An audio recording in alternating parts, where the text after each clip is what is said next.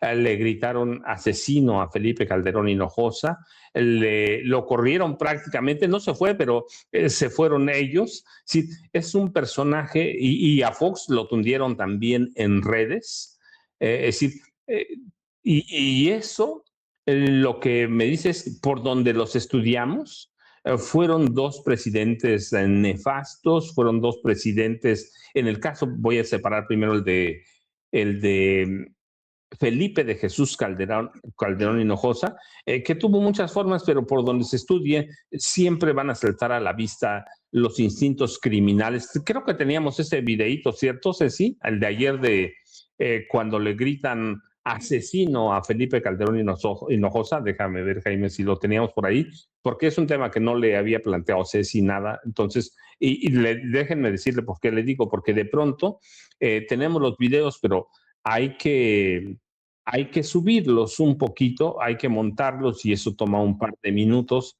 Así que yo no me acuerdo si lo teníamos ayer, Ceci, pero bueno, lo que yo les decía, déjenme ahora, nos confirma sí, sí, listo. ¿Por qué no lo escuchamos, Ceci? Ya a partir de ahí entramos a ese tema que me parece que es interesante porque analizamos a los expresidentes de este país, Ceci. Well, it's great to study in a democratic place. I love it. This is why I enjoy my time at Sciences Po. This is why I enjoy working with students like you. There will be many more discussions like this. And I expect that the next European leaders summit. Yo les decía, con con esta forma de increpar, que es eso, están increpando, le están gritando asesino, le están pidiendo que se largue. Cuando yo veo estas escenas, digo, podemos estudiar por donde sea a Felipe Calderón porque marca un punto de inflexión en la violencia y este país que ya venía encarrerado con violencia de narcotráfico a partir del gobierno de Carlos Salinas de Gortari, de pronto se mete en una inercia violenta, Jaime, de la que no podemos salir. Y cuando la gente dice, pero ya no hablen del pasado, entonces vemos que ese pasado está ahí presente y están presentes el instinto criminal de Felipe Calderón, su sed de sangre a través del uso de la violencia institucional en forma indiscriminada, y vemos que en su gobierno, aunque nosotros no lo digamos, lo que vemos en Francia, en París, es que en su gobierno como nunca se corrió sangre, mucha sangre, y que él y su secretario de Seguridad Pública, Genaro García Luna, que hoy está preso en una cárcel de Estados Unidos de máxima seguridad, él y Genaro García Luna sembraron terror y la sembraron en medio de una convulsión revestida por una crisis permanente de legitimidad. Y eso nos lleva otra vez a la violencia política que hablábamos, Jaime, y que los dos perdieron todo sentido de proporción, como otros presidentes, Jaime, pero en este caso, Calderón, que nosotros decimos, pues hay violencia del narcotráfico, no, también hubo violencia política, violencia del Estado, Jaime. Así es. Querido amigo, si quieres, ve por un cafecito en lo que yo aquí, tú sabes que soy un pilar fundamental del periodismo, te cubro la espalda, anda, vete por un cafecito y luego tú me proteges para yo también por otro cafecito. Sí, Eh, sí, sí, yo lo pongo aquí rapidísimo, que tengo aquí a 3 pasos mi súper estufa, Jaime. Lo pongo a Perfecto. calentar, regreso y luego me lo preparo. Bueno, es muy interesante este tema que pone el maestro Paco sobre el escritorio y les voy a decir por qué. Y es la ventaja muchas veces de ser un periodista viejo y sobre todo un periodista viejo que ha estado 30 años fuera de su país, porque yo fui corresponsal durante 30 años en Europa, 15 años y 15 años en Estados Unidos, más aparte los años que me dediqué a recorrer y cubrir conflictos en el mundo árabe, en fin, bueno, a dónde voy es a lo siguiente. Cuando yo recuerdo que, por ejemplo, en la década de los ochentas, todo lo que ocurría en México, yo era en ese entonces corresponsal en España, todo nos llegaba de forma tardía. ¿Por qué? Porque no existían las redes sociales, ¿no? Por ejemplo, en los noticiarios españoles lo que pasaba en México se reducía, ha habido un accidente con tantos muertos en México. Pura nota roja sobre México, pura nota roja en México. Asesinan a tantos en México. De tal suerte que con el tiempo México se convirtió en sinónimo de violencia, en sinónimo de accidentes, en sinónimo de un país bananero y del tercer mundo, donde no existía la democracia, donde su sociedad era violenta, etcétera, etcétera. O sea, todo este tipo de tópicos, ¿no? De clichés que iban marcando a México. Y los españoles te decían, pues que en México la vida no vale nada, como dice la canción.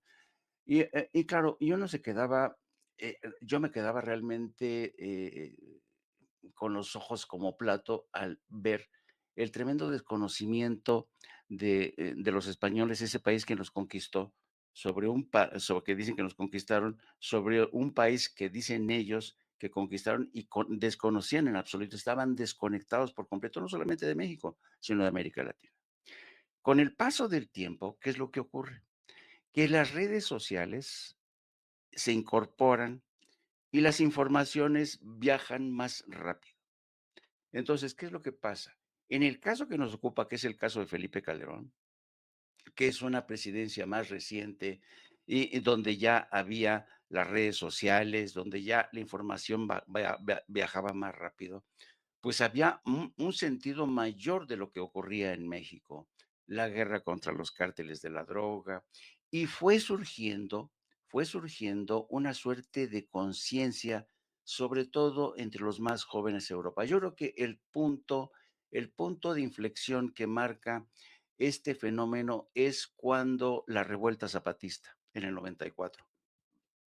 Cuando surge la revuelta zapatista, no, no, no, no, en toda Europa, en la revuelta zapatista, el subcomandante Marcos, ustedes veían por las paredes en París, en Bruselas, en Madrid, la imagen del subcomandante Marcos y todo el mundo volteaba la mirada a México como diciendo, wow, qué increíble, una revolución zapatista que se impone a los abusos de la globalización, del neoliberalismo, ta, ta, ta.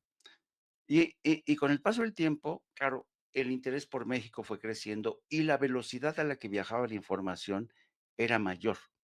Entonces, la guerra desatada por Calderón viajó, utilizó a las redes sociales como principal vehículo, de tal suerte que lo que ya ocurría en México podía impactar sin sospecharlo, de manera insospechada en países como Ámsterdam, como París, como España, como Londres.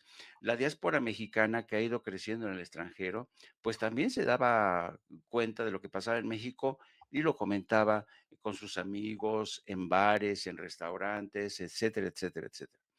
Y entonces yo creo que la guerra declarada por Calderón, que dejó una huella profunda, eh, eh, eh, ha creado una suerte de conciencia entre las nuevas generaciones, esas que observan a México con curiosidad. Ahora mismo, por ejemplo, México es un punto de referencia. ¿Por qué?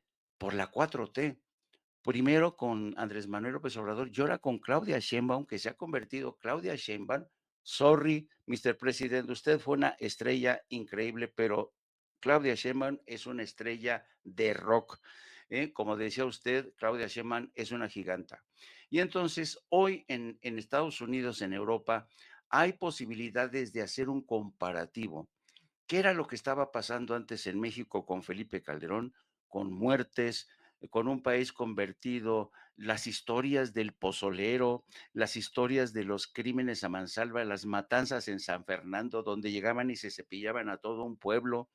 Ese tipo de historias empezaron a cundir y a cobrar relevancia ante la opinión pública internacional. Y ahora que ha llegado Claudia Sheinbaum, ¿se acuerdan que ayer la presidenta dijo, tenemos que hablar, tenemos que hablar de los años de Calderón, un presidente espurio, espurio?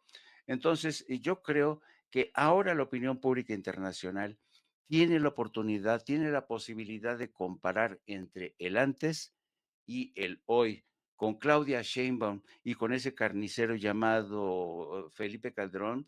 Parece mentira, pero aunque el PAN y el PRI no quieran hablar de Genaro García Luna, pues no querían no querían sopa, pues 2 tazas de esa sopa, señor Calderón, en su viaje por París. A mí me da mucho gusto que le hayan restregado en la cara a estos jóvenes, seguramente mexicanos, ellos que están estudiando en Francia. Qué bueno que usted se haya enfrentado a un público nada complaciente, porque usted pasará la historia, de hecho ya pasó la historia, como uno de los peores presidentes, como un carnicero que traicionó no solamente a su país, sino a millones de ciudadanos que perdieron la vida. Y no me quiero pasar, no me quiero pasar, querido amigo Paco. No, fíjate, Jaime, es que es bien interesante. De pronto, fíjate, yo tengo escritos 2 libros sobre Felipe Calderón, sí, Las concesiones del poder y García Luna, el señor de la muerte. Y a mí, cuando ayer, por ejemplo, que lo increpan allá en París, en Francia, cuando lo increpan, yo digo, es que todavía, o bueno, perdón, digo, ¿qué puedo decir de Felipe Calderón con 2 libros escritos sobre Calderón? Sí, las concesiones de poder, que es el tráfico de influencias que ha marcado el gobierno de Calderón y de Margarita Zavala, que es la primera vez que dije que había un cártel del narcotráfico operando en Los Pinos, Jaime. Había un cártel operando en Los Pinos y yo digo, y después García Luna, el señor de la muerte, digo, ¿qué puedo decir de Felipe Calderón? Pero no, fíjate, ayer, por ejemplo, me preguntaban por qué yo insisto en llamar guerra a lo de Calderón si él lo está desmintiendo o se ha dedicado a desmentirlo. Y fíjate, yo les digo, yo digo guerra porque él usó la palabra guerra. Después descubriríamos y documentaríamos que esa guerra fue una farsa para eliminar algunos cárteles, meter miedo a la población, crear otros cárteles e intentar controlar el narcotráfico y dosificarlo para legitimarse en el poder. Después del escandaloso fraude de 2006, para imponerlo como presidente de la República, que será un camino, siguió un camino similar al de Carlos Salinas de Gortari después del fraude de 1988. Salinas le dio por la violencia política, por eliminar a rivales, y Calderón le dio por la violencia criminal. Y sí, sí, de veras, el expresidente Calderón utilizó el término guerra en diversas ocasiones durante su administración 2006-2012 para referirse a su estrategia de seguridad contra el crimen organizado, aunque ahora ha tratado de matizar, en el mejor de los casos, y negarlo abiertamente, tratando de vernos la cara de tontos. Pero yo recuerdo mucho, por ejemplo, en 2007, cuando yo ya estaba metido en los libros, él utilizó varias veces el término o la palabra guerra.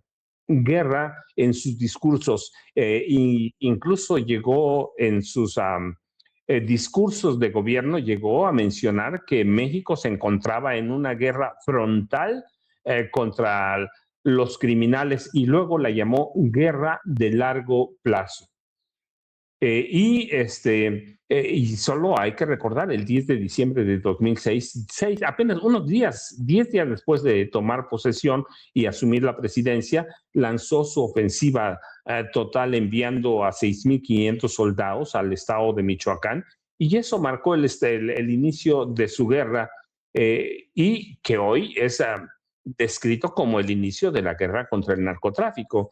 Ciertamente hay contradicciones, pero de que fue una guerra y no puede borrar la historia. Y el uso de esta guerra está asociado a la política de seguridad que militarizó ese supuesto combate al narcotraficante y que provocó una escalada de violencia y decenas de miles de homicidios en su sexenio, miles de víctimas inocentes a las que él y Genaro llamaron víctimas colaterales. Pero bueno, a pesar de todas sus negativas, el curso bélico y sangriento fue central en su narrativa de política de seguridad. ¿Cuántas veces yo me pregunto, Jaime, seguramente también en quienes nos siguen, nos ven, se acuerdan, lo vimos trepado en transportes militares jugando a la guerra, jugando porque las unidades estaban siempre en tierra. Eh, le, eh, le, le le daba lo mismo trepar a tanquetas que aviones y le gustaba presumir su uniforme de jefe supremo de las Fuerzas Armadas, y ahí me da un poco de risa y risa nerviosa más bien, porque es cuando nace, bueno, a partir del uso de la casaca militar, de la gorra, nace el comandante Borolas, que le impone, y muy bien, el presidente Felipe Calderón Hinojosa, el presidente Andrés Manuel López Obrador, y que nunca se le va a quitar. Cuando uno dice, incluso cuando busca en internet comandante Borolas, aparece el comandante Borolas, Felipe Calderón, y fíjate, y después durante su presidencia Calderón participó en diversos actos y ceremonias militares en su papel de comandante supremo de las Fuerzas Armadas. Y yo recuerdo, por ejemplo, imágenes del 19 de febrero de 2011 en Reynosa, cuando se trepó a operar, manejar, como lo quieran llamar, un vehículo blindado tipo Sandcat, algunos le llaman Soncat, no, es Sand de arena, Sandcat y Cat de gato, durante un evento de la cuarta zona militar. Los vehículos tácticos blindados Sandcat son diseñados por el ejército mexicano, así que verdaderamente Felipe Calderón estaba metido en una guerra contra el narcotráfico, y yo recuerdo mucho que en aquella época llegó como copiloto de guerra al general Guillermo Galván, que era el secretario de Defensa. Así que yo digo, ¿qué más puedo decir de Felipe Calderón después de dos libros? Pero no, la verdad, Jaime, es que eh, hay tantísimas cosas por hablar de Felipe Calderón, de Genaro García Luna, del general Galván, que le permitió todos los excesos. Y recuerdo mucho cuando había órdenes no escritas claramente, de que el ejército y la marina se convirtieran en fuerzas letales y que no dejaran a un herido. ¿Y por qué no dejaban heridos? Porque los heridos pueden hablar, Jaime. Así que, y yo recuerdo mucho a la prensa de esa época, 2006-2012, a la que le gustaba, claro, recibía muchísimo dinero. Calderón le entregó a la prensa 51,000 millones de pesos en su sexenio, y fíjense, digo 51,000 millones desde la presidencia de la República, porque aparte le entregaban a la prensa dinero de la Secretaría de Salud, de la Secretaría de Hacienda, de las gubernaturas. Pero bueno, a esa prensa le gustaba fotografiarlo vistiendo su casaca militar y su gorra, en ese inicio de la guerra contra el narcotráfico.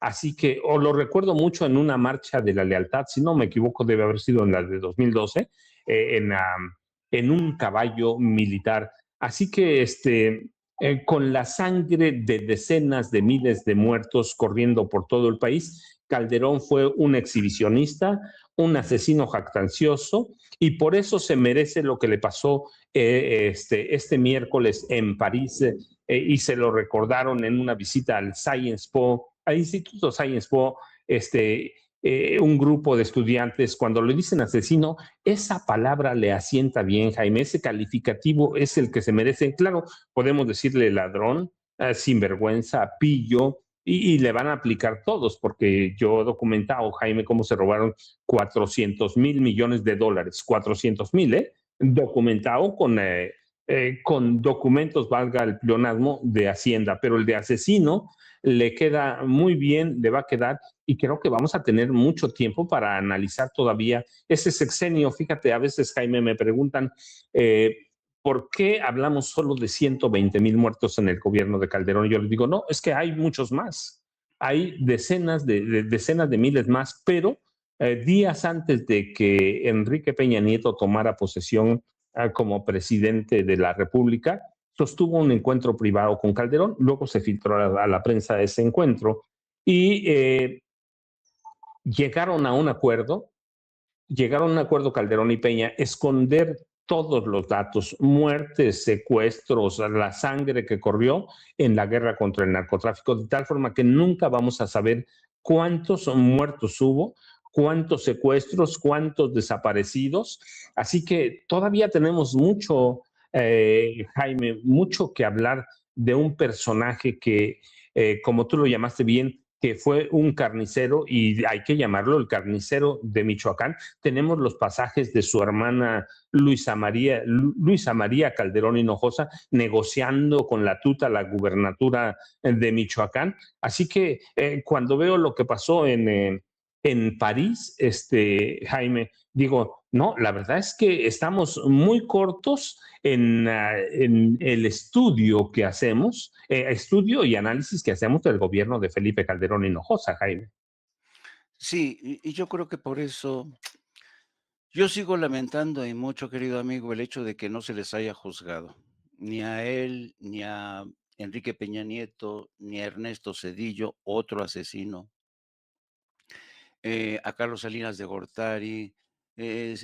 Andrés Manuel López Obrador prefirió, ¿sabes? Tratando de justificar esa decisión, dijo que él haría como hizo Argentina en el pasado, cuando firmó la ley de punto final Argentina, que perdonó a todos los militares. Bueno, Argentina es Argentina, pero yo creo que los resabios del pasado en México son una cosa brutal. Felipe Calderón desató una guerra que va a ser muy difícil sofocar. Es muy cierto este viejo dicho que dice, desatar una guerra puede tardar segundos, segundos. Una guerra estalla en cuestión de segundos, pero sofocar una guerra puede tardar hasta 100 años, hasta 100 años. Entonces, para aquellos que siguen echándole la culpa a la 4T, que ha sido incapaz de sofocar la guerra que dejó Calderón, habría que recordarles que todas las guerras civiles tardan años, décadas, y dejan tras de sí profundas heridas, trincheras abiertas. Hay numerosos casos y estudios que hablan de cómo en países, por ejemplo, fíjate qué tan lejos estamos de la Guerra Civil Española, y España sigue dividida, por lo menos ideológicamente, intelectualmente, en dos trincheras, los conservadores y los rojos. Y esa guerra tardó demasiado en sofocarse. Así es que esta guerra que desató Calderón todavía seguirá coleteando por el resto de los tiempos. Así es que un coscorrón de vez en cuando se lo merece. Claro que sí se lo merece el señor Calderón. Fíjate, Jaime, pero estoy viendo los chats en vivo que siempre son bien importantes. De pronto no creen que no los vemos, pero sí los seguimos. Fermín Cruz dice, acuérdense de Arturo Durazo Moreno. Déjenme contarles, sí, claro que nos acordamos de Arturo el Negro Durazo Moreno.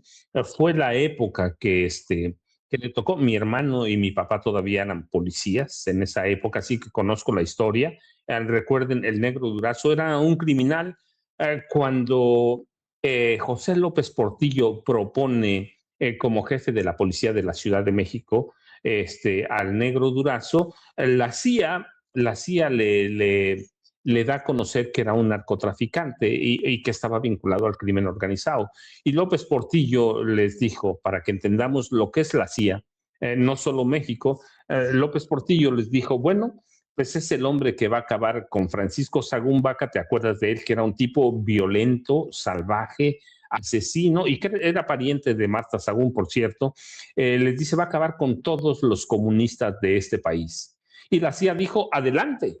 Y en algún momento la CIA, como lo hace casi con cualquier jefe de policía mexicano, lo alababa, lo premió, le dio cursos de capacitación, y bueno, del Negro Durazo ya conocemos todo lo que era. Y este país, ¿qué hizo Arturo Durazo? Le cumplió a la CIA. Mató a todos los comunistas que quedaban en este país de la guerra sucia, y nadie se acordó de sus crímenes a través del narcotráfico, de la delincuencia organizada. Todo el mundo dejó ir a Francisco Sagún Vaca, que nadie nunca sabe a dónde quedó. O Julia, que nos dice Cedillo también estaba con el narco. Sí, aquí lo hemos platicado. Cedillo negoció directamente con Amado Carrillo Fuentes, el Señor de los Cielos, que además yo les he platicado, lo conocí bastante bien, me tocó en entrevistas, eh, fue mi época en la que viví 4 años y medio en Ciudad Juárez. Él se fue a formar allá a Chihuahua como narcotraficante en Ojinaga. Recuerden, cuando cae el cártel de Guadalajara en Guadalajara, en la Ciudad de México, cuando lo empiezan a desmantelar después del asesinato del Kiki Camarena, que era un agente especial de la DEA, Ernesto Fonseca Carrillo toma una decisión y envía a 3 de sus sobrinos a terminar de aprender lo que es el negocio del narcotráfico. Los envía con Pablo Acosta Villarreal, el zorro del desierto de Ojinaga, que fue el primer capo que trajo droga en aviones a México. No fue Amado Carrillo, fue Pablo Acosta Villarreal. Y los manda a aprender a Ojinaga, que es, todo el mundo hablaba de Cártel de Juárez. Y sí, en Cártel de Juárez vivían, pero la droga, y lavaban dinero, pero la droga se transportaba a través de Ojinaga. Y ahí aprenden Amado, Cipriano y Vicente Carrillo. Cipriano muere en un accidente muy sospechoso con una arma de fuego, pero Vicente y Amado, ya saben, despegan. Y el Amado primero negocia directamente con Ernesto Zedillo Ponce de León y su esposa, ya saben, está documentado. Yo lo documenté por mi parte. César Gutiérrez Priego lo conoce por su parte, bien documentado, tiene grabaciones, tiene todo. La esposa de Ernesto Zedillo Ponce de León y la familia de la esposa controlaban al cártel de Colima.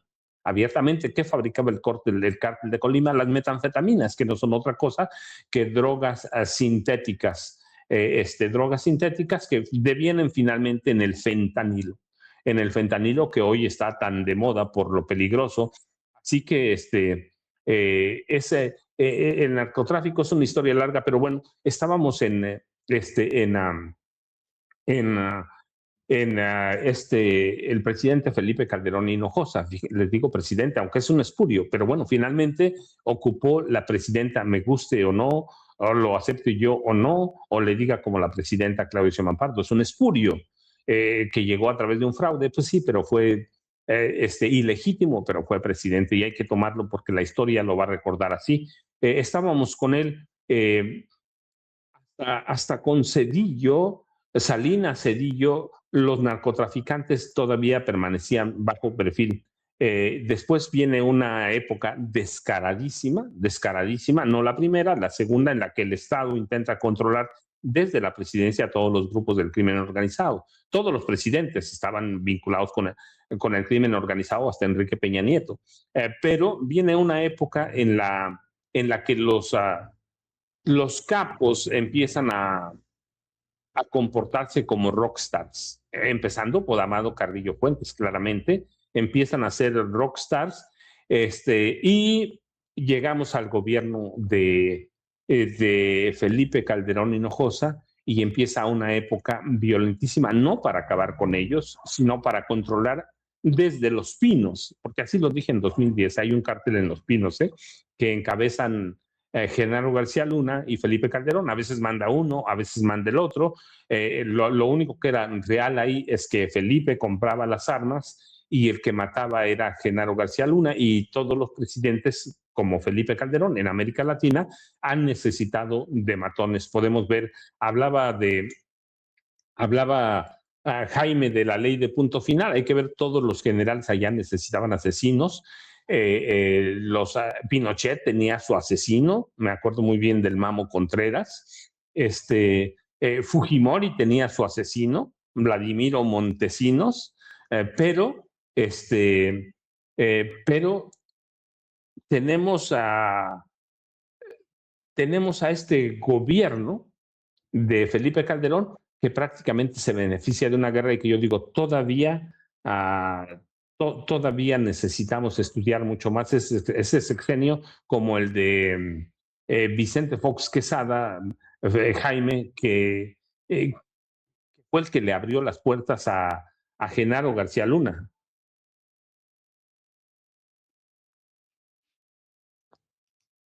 ¿Aló? Ya no te escuchaba, Jaime. Perdón. No, claro, es lo que es, y Genaro García Luna, la serie de barbaridades que cometió y que perpetró, Y por cierto, qué vergüenza, nada más iniciar su mandato Donald Trump. Me acuerdo en ese reporte que preparó la Casa Blanca,